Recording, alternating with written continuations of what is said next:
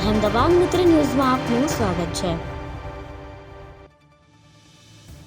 વડગામ તાલુકાના છાપી હાઈવે પર પુલ બનાવવાની કામગીરી ચાલુ હતી તે દરમિયાન ખીલાસરી માથે પડતા જ નીચે કામ કરતા 4 જેટલા શ્રમિકો દટા હતા। ઘટનાને પગલે આસપાસથી અને મજૂરો દોડી આવ્યા હતા અને ઘાયલ થયેલા શ્રમિકોને બહાર કાઢવામાં આવ્યા હતા કે જેમાં 3 શ્રમિકોને સામાન્ય ઇજાઓ પહોંચી હતી જ્યારે એક શ્રમિકને ગંભીર ઇજાઓ પહોંચી હતી। 4 શ્રમિકોને સિદ્ધપુર હોસ્પિટલમાં સારવાર અર્થે ખસેડવામાં આવ્યા છે। પાલનપુર અમદાવાદ હાઈવે પર વડગામ તાલુકાના છાપી પાસે પુલ બનાવવાની કામગીરી શરૂ હતી જે સમય દરમિયાન ખીલાસરી અચાનક નીચે પડી જતા જ નીચે કામ કરી રહેલા 4 શ્રમિકો નીચે આવી ગયા હતા।